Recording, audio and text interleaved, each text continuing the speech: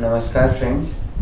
आज इस वीडियो में हम जिस टॉपिक के बारे में बात करने वाले हैं वो एक बहुत ही इम्पोर्टेंट टॉपिक है, settlement on current market rate and fixing of the some insured. Basically आजकल जो पॉलिसीज़ आई हैं, जो हमारी लघु उद्यम पॉलिसी हो या सूक्ष्म उद्यम पॉलिसी हो, उसमें क्लियरली मेंशन्ड है कि किस वैल्यू पे या किस बेसिस पे हमें असेसमेंट करनी चाहिए रॉ मटेरियल की, फिनिश गुड्स की और सब चीज़ों की।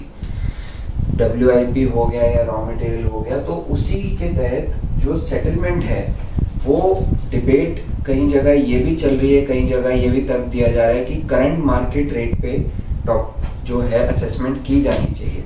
जैसे कि अगर हमारा रॉ मटेरियल का लॉस हुआ और हमारा परचेज जो है वो अप्रैल का था परचेज, और वो हमने 100 रुपीज़ पे किया था, और सितंबर में लॉस हुआ और उसका रेट 110 रुपये हो चुका है अभी की डेट पे, तो वो कह रहे हैं कि जो रिप्लेसमेंट कॉस्ट है वो 110 रुपये पे इंडेमनिफाई करना चाहिए इंश्योर्ड को। इसकी इंडेमनिटी 110 रुपये पे इसलिए नहीं हो सकती इन गुड्स की, क्योंकि ये ऑलरेडी 100 रुपये पे हम परचेज कर चुके हैं और अपनी बुक्स ऑफ अकाउंट्स में हमने इसे 100 रुपीज़ पे ही ऑलरेडी रिकॉर्ड किया हुआ है। तो as per books of accounts की हम बात इसलिए कर रहे हैं क्योंकि AS2 या जो इंड AS के एप्लीकेबल अकाउंटिंग स्टैंडर्ड हैं वो यही बात कहेंगे कि कॉस्ट और market value whichever is lower. तो आज की डेट में भी अगर लॉस डेट पे भी बात करें तो 110 रुपए की जो आइटम है उसकी कॉस्ट 100 रुपए है, तो indemnity should be at cost only, that is 100 only, cost और market value whichever is lower, because it was purchase for 100 rupees.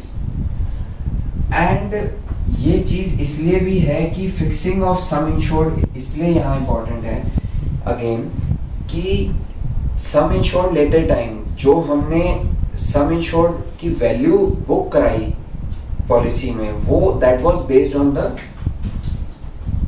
Books of accounts की जो हमारी स्टॉक की वैल्यू थी। अभी हम स्टॉक की बात कर रहे हैं। स्टॉक की जो वैल्यू थी बुक्स ऑफ अकाउंट्स में, बुक्स ऑफ अकाउंट्स में वैल्यू कहाँ से आई? एज पर अकाउंटिंग स्टैंडर्ड, जहाँ पे cost of market value whichever is lower का कॉन्सेप्ट ऑलरेडी लग चुका है, और उसी के बेस पे हमने अपना सम इंश्योर्ड फिक्स किया था।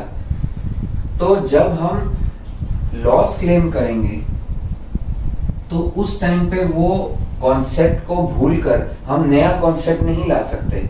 वहां पर भी हमें cost of market value whichever is lower पर ही जाना पड़ेगा, क्योंकि वो आइटम हमने 100 रुपए पे ऑलरेडी परचेज की हुई है।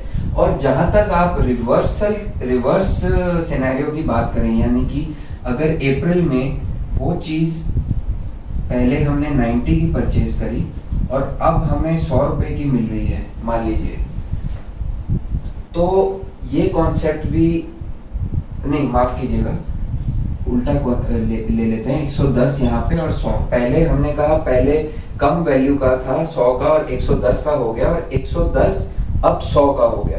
तो जब वो आइटम अभी मार्केट में 100 रुपीज का मिल ही रहा है तो रिप्लेसमेंट कॉस्ट उसकी 100 रुपीज ऑलरेडी है। तो अगर वो इंश्योर्ड मार्केट में जाके वो आइटम लेना चाहता है तो उसे 100 रुपए की मिल जाएगी, जबकि बुक्स में उसने ज्यादा की रिकॉर्ड की हुई है। तो अगर करंट डेट पे हमें उसे कम वैल्यू का वो आइटम परचेज कर सकता है तो हम उसी पे ही उसे इंडेमनिफाई करेंगे ना, फिर हम 110 की आइटम कैसे ले सकते हैं? तो basically this is fixing of some insured में भी यही बात हमने समझी कि जो कॉस्ट और market value whichever is lower का कॉन्सेप्ट है वो फिक्सिंग ऑफ सम इंश्योर्ड के टाइम पे भी अप्लाई हुआ है और लॉस के टाइम पे भी ये चीज अप्लाई हुई है। दूसरी बात जो मैं आपके साथ करना चाहता हूँ इसी टॉपिक पे रहते हुए, कि अगर हम मान लीजिए अगर हम ये वाली बात मानते हुए कि हम रिप्लेसमेंट कॉस्ट पे हम इंश्योर्ड को इंडेमनिफाई कर देते हैं, कोई बात नहीं, 110 रुपए की आइटम मान लीजिए अभी वो मिल रही है लॉस डेट पे, पहले 100 रुपए की थी, तो 110 रुपए पे अगर हम इंडेमनिफाई करना चाहते हैं तो फिर ये है मार्केट वैल्यू आज की।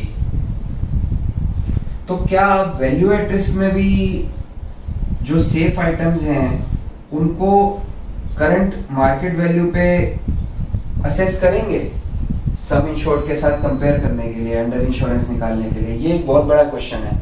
आप कभी नहीं कर सकते उस चीज को, क्योंकि जो सम इंश्योर्ड है वो ऑलरेडी बुक वैल्यू पे है, जो कि अकाउंटिंग स्टैंडर्ड्स के हिसाब से cost of market value whichever is lower.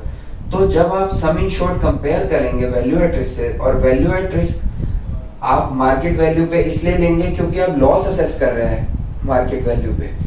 तो एप्पल फॉर एप्पल का जो कॉन्सेप्ट हम पहले भी आपके साथ डिस्कस कर चुके हैं, और इंडस्ट्री प्रैक्टिस के हिसाब से आप इसके साथ फिर से सौतेला व्यवहार नहीं कर सकते, जो कि वैल्यू एट रिस्क है। तो वैल्यू एट रिस्क में भी आपको मार्केट वैल्यू लेनी पड़ेगी, जो कि हाई वैल्यू आएगी। फिर आप इंश्योर्ड को पेनलाइज करेंगे सम इंश्योर्ड कम होने की वजह से।